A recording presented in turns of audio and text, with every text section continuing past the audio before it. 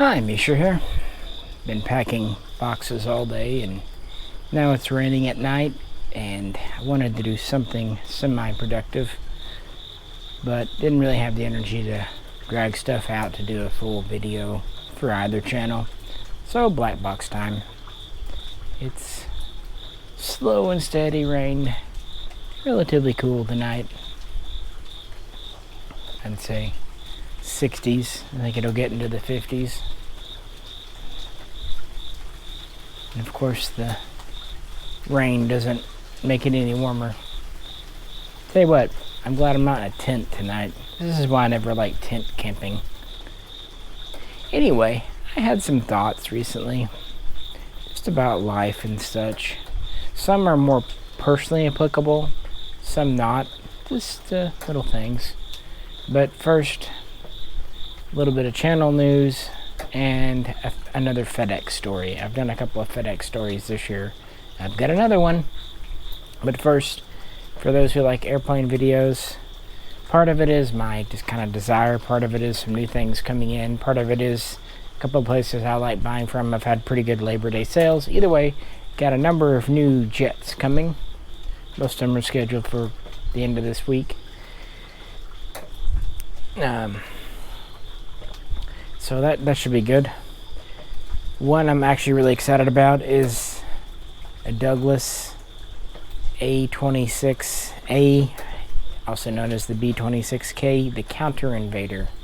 That's one I've wanted for a while. Hobby Master's done one, but yeah, finally found one for a price I could afford. They tend to go for pretty good money. And I think they have one coming out for like the Congolese Air Force later on next year, but I wanted a U.S. Air Force Vietnam, so that's cool. I'm very much looking forward to that. I also picked up a couple of new A4 Skyhawks. I guess I'm in a Heinemann mood. I don't know. His planes are cool. What can I say? The nice thing about the little Skyhawk, you can have a ton of them on a shelf, so I've already got those in, including one from the Argentinian Air Force, so Falklands War time. I even have a Sea Harrier you saw in the video, so that could be a fun head-to-head video. Not much new in the Russian airplane front. The MiG and the Sukhoi videos kind of wrap that up. But I did pick up a Chinese J6, which is their variant of the MiG-19 Farmer. Found it on, of all places, Amazon for a good price. Well, good being relative. Same price as anywhere else, and it was actually in stock vis-a-vis pre-order. Yeah. So some new fun stuff there. Hope everyone liked the recent Star Wars video. Kind of thought that would be fun. Don't know, not much new there. I kind of look, but there's not much new Star Wars ships. I do miss the Titanium series. The Hot Wheels is fine, but they never really did weird beta cannon type ships. The Titanium series really could get in there with some oddballs, and that was fun. But yeah. So my FedEx story. FedEx, who I've had a good working relationship with up till this year, I did a video or two earlier talking about some difficulties. Well, it happened again. Actually, it happened once before, but I just kind of let it ride. So I had packages. They were from San Imports coming, and ETA was Saturday. And then I get the little email at 5 a.m. Your packages are out for delivery. Okay. That afternoon, I get an email. Your packages are delayed. Interestingly, not a delivery attempt failed. And also checked the door. There was no stickum, but delayed. Okay, maybe on the wrong truck. It's a Saturday. No biggie. Monday, same thing. In the morning early, your packages are out for delivery. Afternoon, delayed. Again, no stickum on the door. Okay.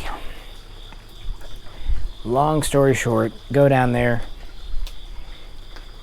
And the driver basically said, well, they were signature required, adult signature packages. He didn't see a car in the driveway, so he didn't even stop. Twice. I wasn't there. I asked my wife to stop by there on her way home because the FedEx office is literally on the way home from her work, not even one turn extra. So I said, hey, just, ask them what's up. And that's what she found out. So she told them, maybe be more considerate that not everyone drives, of other people. Oh yeah, we will. Knowing my wife, she didn't quite use those words very politely. And as durable as I am about the whole blind disability thing, it is shit like that does get under my skin, because that's practical. I don't mind jokes. I don't mind that kind of thing. In fact, I find them funny. But someone just with the arrogance to assume, oh, no car in the driveway, no one's home, not even going to try to do my job. I'm not saying he should go to the door and bang on it for 10 minutes. At least go to the door and leave a sticker. Or at least mark it as a delivery attempt. No, that kind of lazy assumption, it does irritate me. Because it's not just someone like me, but basically he's assuming, what if I was an elderly person who didn't drive? Or what if we had a car but it was around back or something? Or what if we had a garage he didn't see? You just, too many what ifs. Your job is to deliver packages. At least make the attempt. It wasn't raining then. I mean, it's not right, but I understand when it's hot, cold, raining. It was actually quite a nice day. Overcast, about 70 degrees, no rain until 6 or 7 p.m. There was no reason in the world he couldn't have hopped out of his little truck and at least knocked. I mean, if I wasn't home, he didn't have to unload the packages. And that they've done that many times before. UPS, FedEx, the mail. They'll knock on the door to make sure I'm home. And then, get them out of thing. And in this day of tracking, don't they kind of assume that people know adult signature? I mean, I literally get 4 emails saying your packages are scheduled for tomorrow. Your packages are out for delivery. And I got it twice because there were 2. And then I get the delay thing. So, I mean, FedEx definitely sends you plenty of emails to keep you in the loop. That was irksome. And whatnot. So, I don't know. We'll see what happens next time, I suppose. And that kind of gets me into a few things I felt like talking about tonight. Kind of things we do growing up, lessons to learn. Just the things that have crossed my mind over the last couple of weeks. But yeah, assuming. It is very annoying when anyone assumes that everyone is the norm. That goes for like autism, the spectrum, whatever. I've got a brother on the spectrum. Assuming someone like that is mentally slow is disgusting, just because someone processes different. Assuming that someone who is a foreigner is stupid, or they talk louder. That kind of assumption. It really is. It shows a level of ignorance, because a person should keep an open mind in life and try to have empathy. And I don't mean feel for people so much as think, if that were me, what would it be like to be deaf? What would it be like, and just try to insert yourself into someone else's shoes in their life. Frankly, I find it kind of fun and kind of interesting to do. And it doesn't mean that you're excusing someone being an asshole. Far from it. You can empathize with an asshole and go, well, despite all that, they're still just an asshole. But it at least kind of gives you an idea of where it's coming from. And it really amazes me those who just don't, or even worse, who seem scared to. Kind of the getting out of one's comfort zone. I don't know what my comfort zone is, and people like me, because we like new things. Our comfort zone is honestly learning new stuff, being new places. I've been new places, but honestly, it becomes an adventure. And what's really funny is when I was young, I had a very difficult time staying over at anyone else's house. I was very attached to my home, my parents. Maybe I think I overcompensated, but when I got older, I just started going places. And once I went a few places and survived and learned and met new people, I was like, this is kind of cool.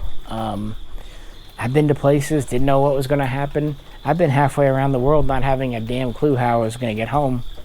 I still made it home. Now, would I be that reckless in my 40s? Probably not. But shit, when you're in your 20s, there's far worse things to do. I don't know. I like new places, new things, and I've met some really cool people around the world. But when you go to other places, you can't assume their traditions are like your own, and you definitely should not assert that your way is the best way.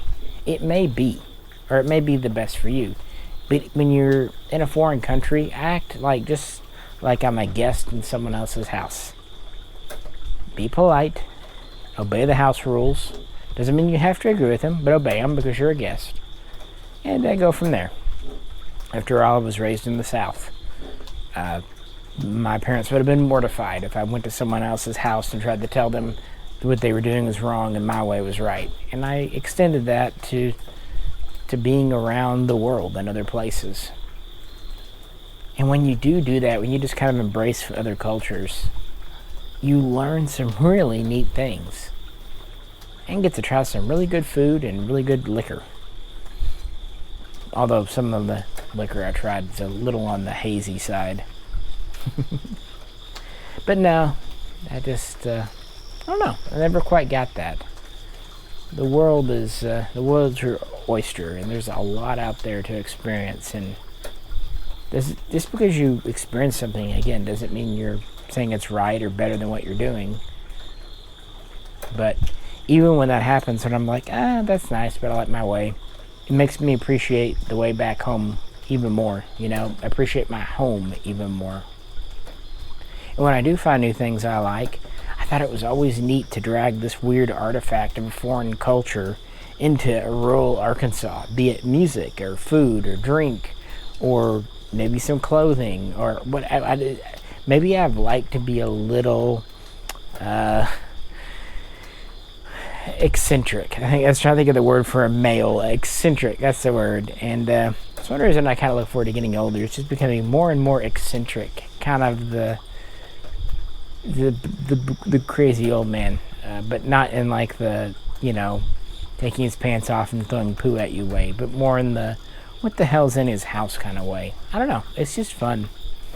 I do miss traveling sometime, but you can't really do that and have a family and a business. If you're traveling, your home, it's not really your home. It kind of becomes your landing pad that you take off from.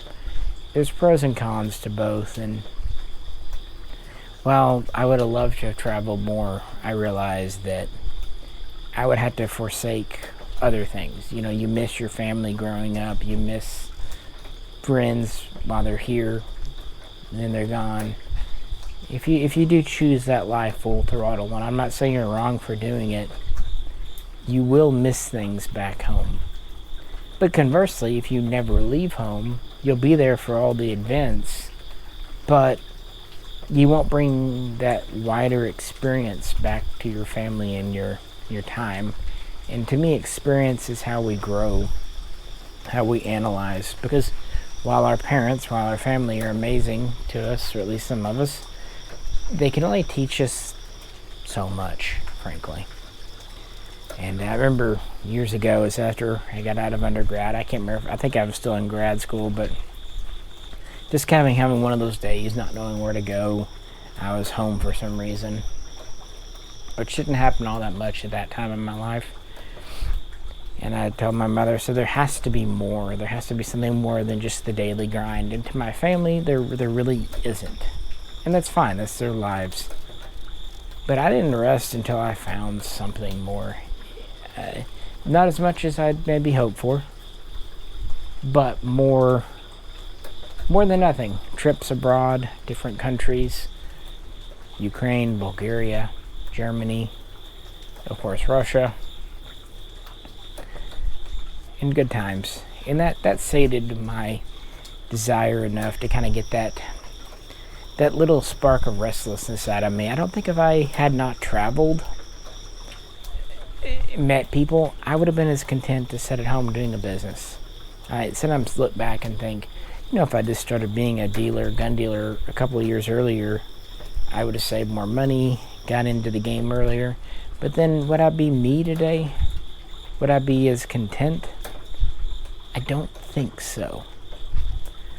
I think that's how people sometimes end up with midlife crises, is they've got something that they really want to do or have always been curious about when they're younger, and they totally ignore it, and then eventually it flares back up. Again, I'm not saying give way 100%, but at least take a trip.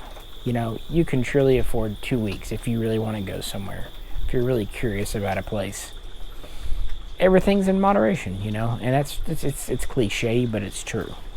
Now, the real trick is, what is the right moderation for you, for me?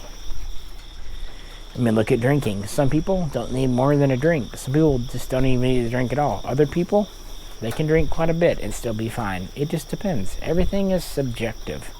And that kind of wraps all the way back to around about not assuming what works well for you will work well for me, and vice versa. And not assuming that everyone's life is the norm, falls within the regular curve, because it surely doesn't. Something that's really crossed my mind recently, I was gone for roughly a week visiting family and friends and doing things. When I was young, I was just me. I didn't really think too much about self-improvement, correcting flaws. No more than anyone else. And then I got older and started to really see the things I did wrong. I think we all do. When you're under 21, 22, you're cocksure. You go about it. You just make blunders in life. You can still be good. We all do, but you're learning. As you get older, you look back and you want to kick yourself. But it's all part of the growing process. And when you start to notice you're doing that again, you stop yourself. Don't make that mistake. Hey, that one thing ruined a friendship before, so don't make that mistake here. Or me losing control and yelling destroyed that relationship with that girl, so, bite your tongue a little more. Hey, if you're feeling upset, don't have another drink because you're going to do something stupid. Don't get into that van with the stranger. That's probably a good lesson. Things like that. And that's good. I think improving yourself, trying to recognize your flaws and overcome them, especially when you recognize why they're your flaws. Why do you do this? But that's stuff I realized in my 30s. As I'm in my 40s, I'm starting to realize there's another aspect, at least for me. We're not, and we never will be perfect. And even if we thought we were, what's perfect to one person isn't perfect to another. But we'll never even be perfect to ourselves, because we're human. And I am one of those people that after I say something, have interactions, I kind of Monday morning quarterback. Like, why did I say that? Was it bad? Did they take it the wrong way? I always think about how I could say something it could be misconstrued. And it can happen. But I've also realized that trying to chase down and get rid of all those things, trying to make sure all your interactions are tip-top perfection, trying to say always the right words, trying to never have a grumpy morning when you wake up, trying never to be grumpy when you're tired, trying never to snap at anyone ever. Not only is it impossible, it gets to the point where it's counterproductive. And so, learning to live with and accept those parts of who you are that you just you're never really going to be able to change. We all have quirks. Like I said earlier, the eccentric person. We all have oddities. We all have weaknesses. And at some point, we have to accept them. Now, that doesn't mean revel in them or indulge in them. Do your best to keep them in moderation. But it also means, accept them. Quit beating yourself up over not always saying the right word, or not always being in the greatest mood, or not always being able to be there for friends. Sometimes we have to take care of ourselves. Sometimes I would do that. I would spend so much of my own energy and time listening to friends talk about their problems and issues that I realized it was draining me, and I was getting grumpy, and so there was nothing left for me. And unfortunately also nothing left for those really close to me, because fact is, we take it out on those we live with, or at least are close to. I don't know where that line is. Because if you take it too far, it gives everyone an excuse just to be an asshole or to quit growing. But on the other hand, if you don't at least accept that to some degree, what does it get you? We have to accept who we are. And our friends, our family that truly care about us, accept us for who we are, faults and all. I mean, I certainly do my friends and family. I know their faults.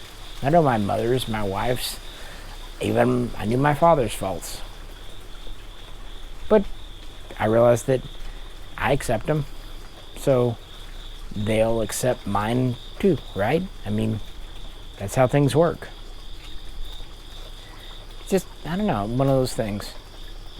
But I recognize it's, you could definitely make a slippery slope argument there, because that could be easily used to never improve oneself. And again, it's that balance, that moderation that works for both of us, or all of us, individually. Figuring out what does and doesn't work for us, what we can live with. I don't know. What do you think? Again, just thoughts that I've been having, thinking.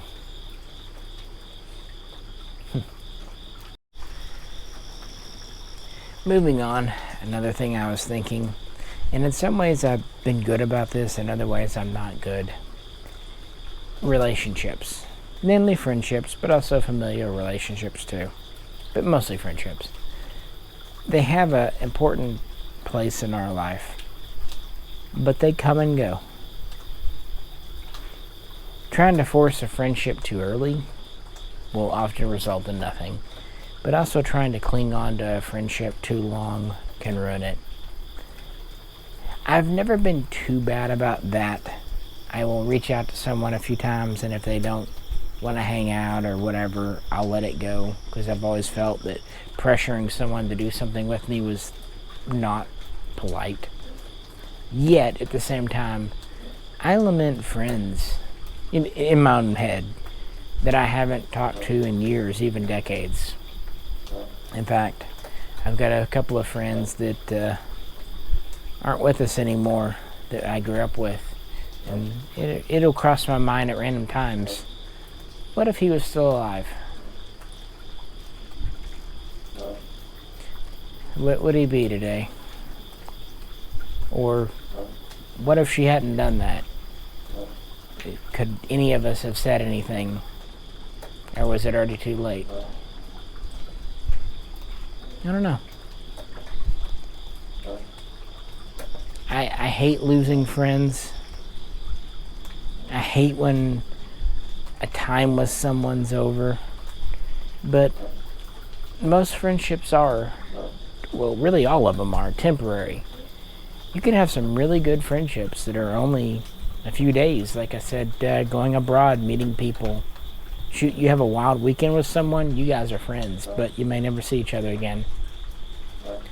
Other friendships can last decades, and some friendships can last for years, and then you'll drift apart and then connect back years later. I think it's when you're kind of at different stages in life, and when you each have something equal to offer each other. But sometimes friends simply move apart. A lot of friendships are proximity.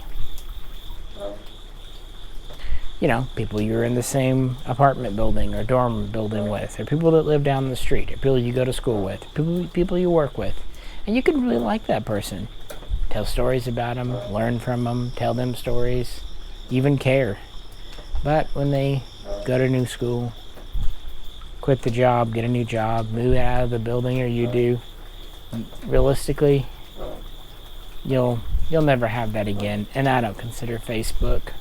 There's something about proximity and being in the same room that just can't be made up for. And that's okay. Because if you're around the same people all the time, you get on each other's nerves, or you just kind of get where you have nothing new to share with each other. No new stories, no new insights. They know you, you know them. And that's not what life is about. To me anyway. Life's about experiences. And that you get with new people, and that's just it too. When you let old friendships go, you can still be friends. It's just, that time has passed. It leaves room, it leaves time for new friendships. And that's great too. New people, new ways, going new places. But again, you can't hang on too long. You can't force it, but at the same time, you, of course, can't wait for the other person to do everything. You need to reach out just as much as they do. And when it works, it's equal. It's balanced. You're there for them, they're there for you. And if it's not the case, if only one's there for the other, it's not really a friendship. Not a true double-sided one.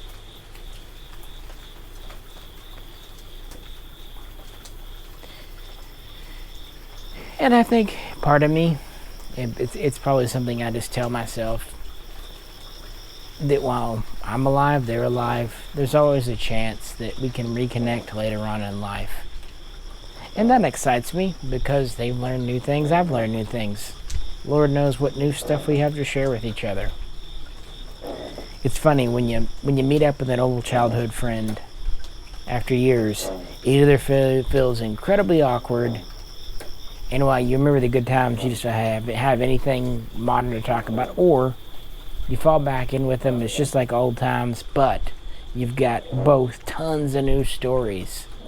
And they've made new friends, and you've made new friends, and yeah, it's pretty exciting, frankly. But no, these aren't thoughts of any import, just things that bounced around my head the last few weeks. Kind of what Blackboxes are about. Just the temporary nature of life. I always hate losing pets. In some ways, I wish I could keep pets with me longer than I did people, and that sounds bad, but I don't know. You never get tired of a good pet. A good dog, a good cat. I think you could be with them 50, 60 years and never get tired. Maybe because it's so unconditional and simple. It's also good because a dog or a cat can't tell your secrets. And that's good because they often watch us poop. My old cat, Oscar, every time I was in the bathroom, he just had to come in there and then lay on my feet. It was weird, but it made him happy, and after a while it just kind of became part of the routine. He was an odd duck, or an odd cat, however it goes. But it's been over a year and I still miss him.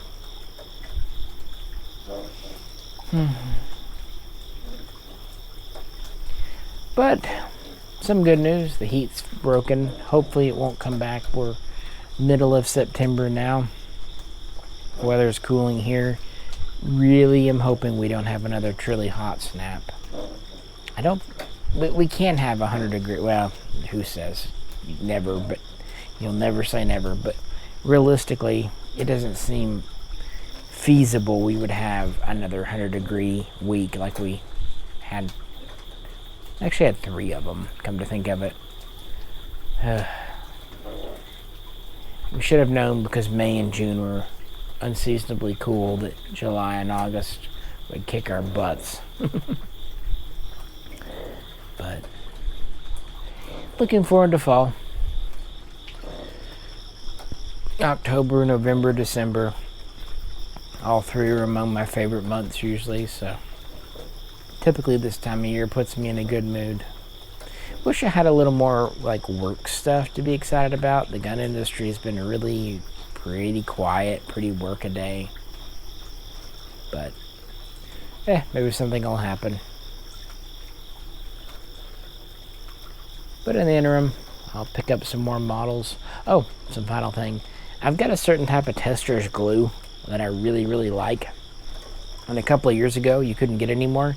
And it popped back up on Amazon recently. And I bought like 4 bottles of it because it's my favorite glue ever.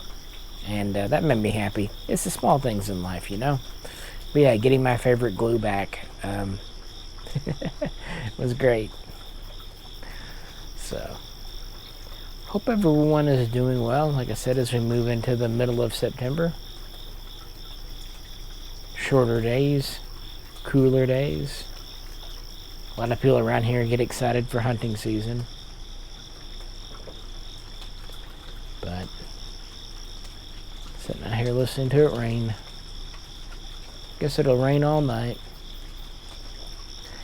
The bugs are still out, but they won't be for much longer. They'll start slowing down pretty soon. That'll be the end of their life cycle. I often think about that with insects. They're alive for a season.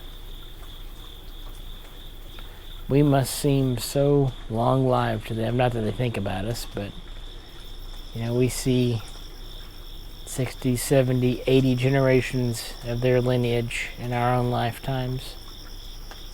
A lot of people like to think of the human life as a blink of the eye in the terms of the universe, and that's 100% true. But scale it down compared to bacteria, insects, even dogs and cats, sadly. We're very long-lived. It's all relative. Everything in life is. I think we probably live about the time we need to. A while back I was talking with my doctor and about life, and she said she's seen it in so many patients, even some that have such a fervor, vigor for life. They get to be 82, 85, maybe 90 at the top end, and they're tired. They're done. I get that. At that point, your body's wearing out. You hurt. You've seen and done about all you can. You've lost your parents, your siblings, or at least some of them. Several loved ones, several friends. And you know where they went. And maybe it's about time for you to go there too. Those who know me know I'm not religious in that sense. But I don't know. The Undiscovered Country. Is it weird that it ever so slightly excites me? I don't want to die. I love living. I'm not going to hasten it, but maybe, just maybe, I'm not saying I'm right, not saying it's true, that's our last greatest adventure. You know, religious people have their notion of an afterlife. It's not supported by any evidence. But atheists just say, blink and you're gone. I don't know. I think that might in some ways be true. But I feel like there's a missing jigsaw piece to that puzzle. I don't know. Some days the thought terrifies me. Other days it piques my curiosity. But I think when I've lost so many people that I love, it might just excite me. Because they're definitely no longer here. Maybe, just maybe, they're somewhere. Even if they're just within us. Does that make sense? Maybe the end is really just the beginning again. I don't know. Interesting, isn't it? To me, anyway. And at the end of the day, whatever death is, whatever the end of life is, every great human being and evil human being has gone through it. It's the one thing next to birth that all humans share together. So in that, I figure if billions have faced it before me and will hopefully face it after me, well, I can find some kind of peace in that. What do you think? But for now, while I'm not young, I have years left, I hope.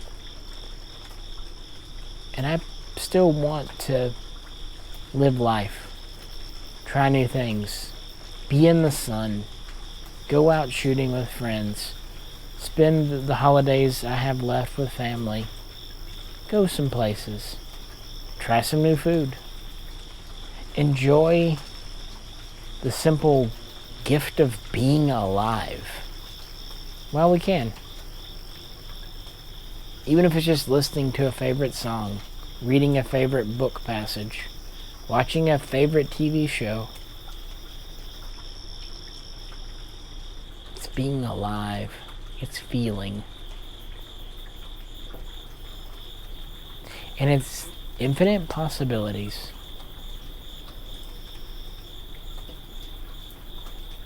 After all, if something's not working for you, if you're unhappy in your job or whatever, change it. What's the worst that can happen? You'll die. But hey, you might just roll that die and come up with something better. As I said earlier, there must be something more. And 15, 16 years ago, I thought that, and I found there was. Now again, I think I'm to that point. There must be something more. I think there is. I just need to find it. The next bit might be interesting for me. I think I'm kind of ready for a change. Nothing crazy, drastic, but a slow but sure change towards the future. Yeah. I think it's about time for that. See what's next for my life. You ever feel like that? Let me know. Well, appreciate you listening to my incoherent ramblings.